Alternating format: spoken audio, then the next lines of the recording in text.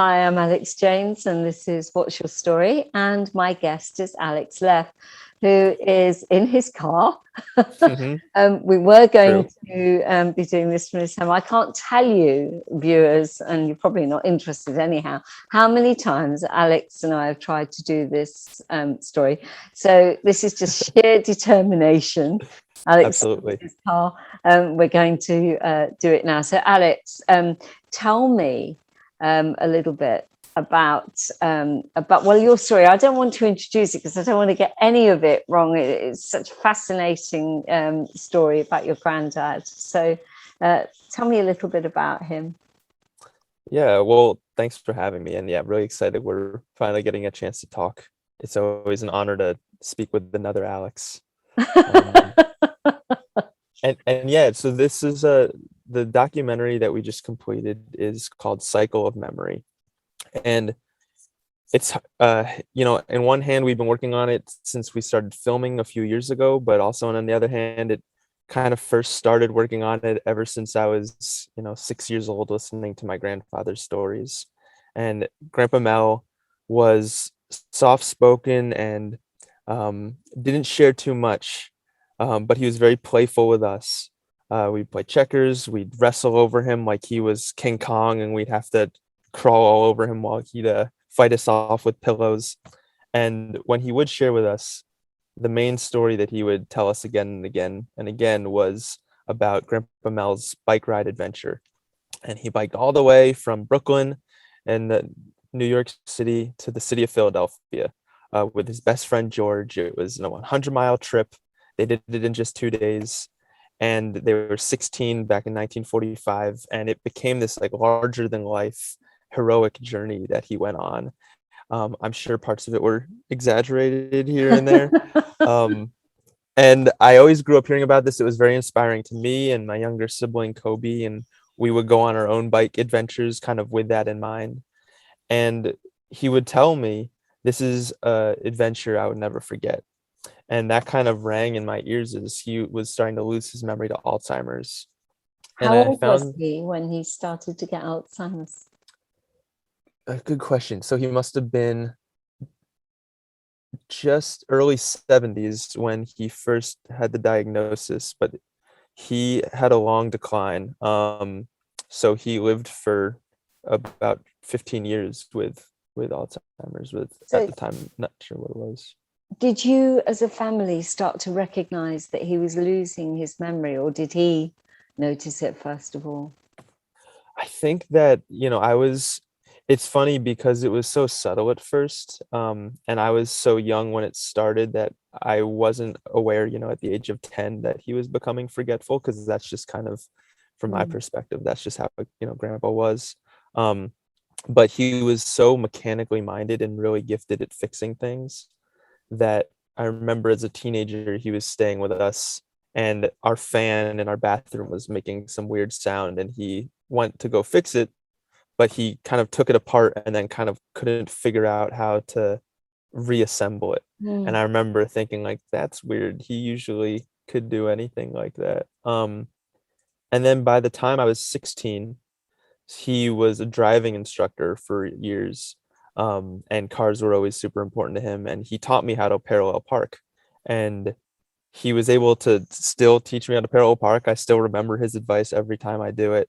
But then he wasn't quite sure how to get back to the house. And that was kind of an interesting. So that at that point it was pretty obvious, and the diagnosis already came in. And when I was 16, actually, so yeah, the same summer that he taught me to parallel park, I was noticing that he was losing these stories, and I was really becoming aware that, I wasn't going to be able to always ask him to hear these tales. So I used my laptop and I recorded. I asked him to just tell me whatever he wanted to talk about. And the first thing he said, sure enough, was this bike trip adventure. And we have the audio of that interview when I was just a kid in the film. Oh, And fabulous. yeah, so then when he was really couldn't remember much anymore, and he moved into a nursing home because it was just too much for my grandma to take care of just on her own. um, I started really thinking like, what's a way to really hold on to connection with him and honor him? And that happened at the same time I was having those thoughts, is that we found the photographs that I had never seen before from 1945 that he took with his friend on this trip. So Kobe and I looked up where those places would be. You know, some places didn't have an actual location marker on them. It was just like somewhere in New Jersey. There's this one photo where our teenage grandfather is standing at this intersection sign, and you can see like Elizabethtown is 12 miles that way and Red Bank, New Jersey is 10 miles that way. So we were thinking like, oh, we could figure out where's the exact spot on the map that would be that many miles, you know, from that location. So we uh, recreated the bike trip as a way to kind of find his lost memory, and that ends up becoming what the documentary is. I mean, that is just a fantastic story. I think the thing with Alzheimer's, for the person that has it, it must be a very frightening thing, because they know they've got it, but they may not be aware of how rapid it's going, if you like, because they don't know, because their memory's not there. So, and then for those around, it's a loss before a loss, isn't it? You start to Right. lose them before you lose them, because they may not be able to converse in the same way, or to be able to remember you in the way that they did before. So I think it's a terrible, terrible thing to have.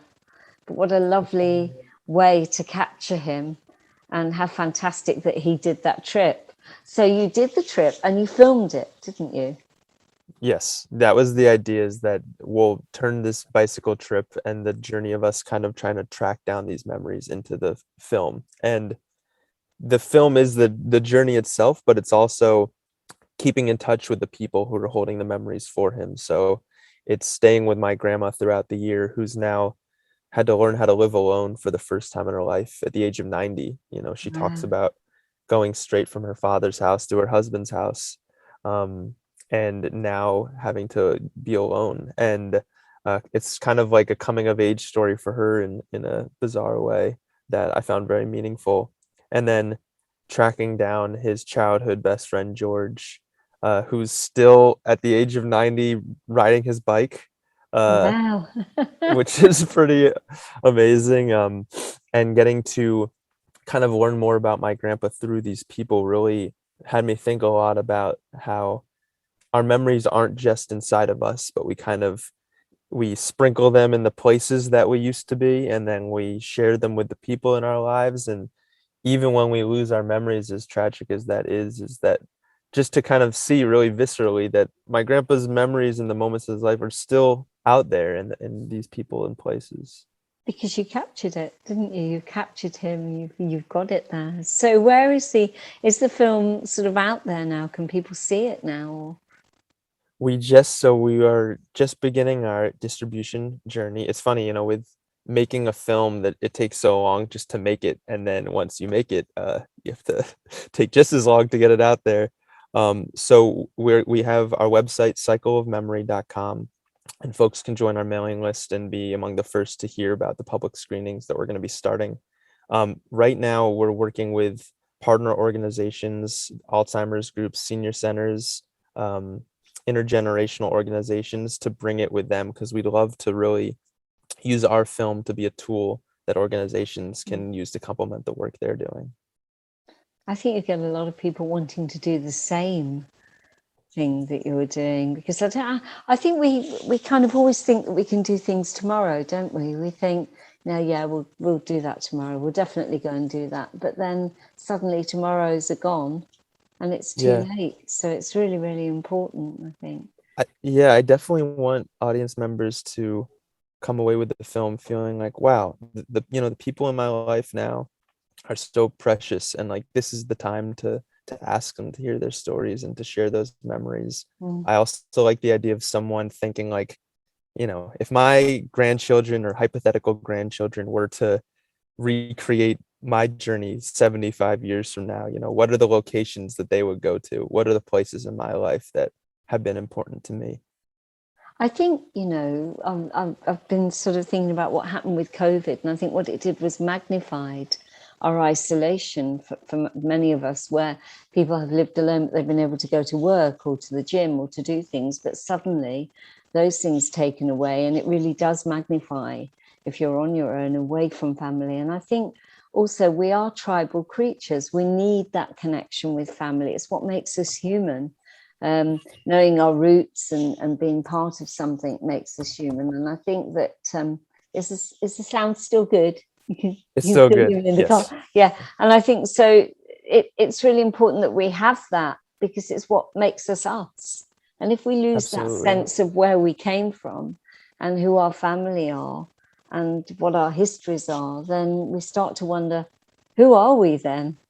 You know, so Absolutely. I think that could be at the core of a lot of mental illness, you know, where people are so lonely and feeling very lost and not connected. So it's so important, I think, to have those connections and the stories, which are, you know, there's a guy that I was talking to, Jack Adams, and he is a professor of mythology, and he talks about how stories are passed down through generations, and they're almost like a rite of passage. You know, you get to know the story, you get to know the person, and you grow from that. You take out of it and you grow from it. I mean, I really want to see Absolutely. this film. I really want to see it. I was hoping you were going to say, yes, I'm going to let you see the film. Well, yeah, very, very soon, and we can make sure that you get to see it. Well, then once Yeah. it's out, can we tag a little bit, do you think, onto the end of this interview to whet people's appetites for it? Is there some bits that you can perhaps send me, some clips or something? Absolutely. I would love that. Yeah. And for what you were saying about the stories that are passed down, I always think like what's so remarkable to me, I've always been amazed that, you know, there's my grandparents who have lived all these years before I was ever born. And so these events that I'm just learning about in history class, like, you know, they actually were there, and I always try to imagine like what did the world really look like, not just in photos and film reels, but like what did it actually look like to walk down the street in that time. And the fact that I'm able to talk with them and hear it from them is amazing to me. What's even more incredible and hard to imagine is that, you know, I love to hear my grandparents talk about their grandparents. And these are people that were born, you know, 150, 200 years ago. And to know that I can still have them in my life in this way through passing on stories, and that I could pass that on as well, just to remember that we're just not our individual selves, but kind of like always the middle of this chain that we're trying not to let be broken. It just adds so much. Yeah, it just makes life so much more miraculous to just remember that that's what we're part of. I think you, Alex, you're a very sensitive soul, but you're actually a really lucky guy to have that family and that history at your fingertips, and to have been able to do that, I think is an amazing thing. It's a very lovely thing. I mean, it's very, very sad that your grandfather lost his memory, but at the same time, this wonderful film perhaps wouldn't have been made had I he think it, not. yeah, So yeah, I think it put it in perspective for us. I think like, you know, that's the thing about loss, is it kind of really highlights what you have. And that doesn't mean, you know, it's not incredibly sad and still something that you wouldn't choose to have happen, but it's kind of an opportunity to just kind of take stock of like what really is important. thank you.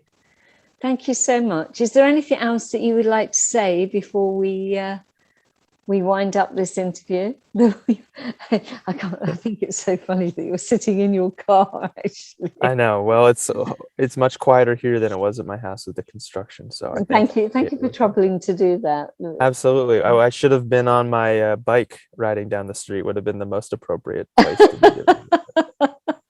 That would have been But yeah, I would fun. love for folks who are interested to go to cycleofmemory.com, and Yeah. we have a trailer on there, and I'll send that to you, so you're welcome to include that as well. Well, I To can put the links on the end of this this film, and then if you want this film as well for your webpage, please do, because definitely, and let's meet and chat again when the film's out, because I would like to do a bit more around this. I think very absolutely. interesting. And it's been really lovely to chat to you at last. Yeah, it's great talking with you too, Alex. Thanks so much. Thanks so much, Alex.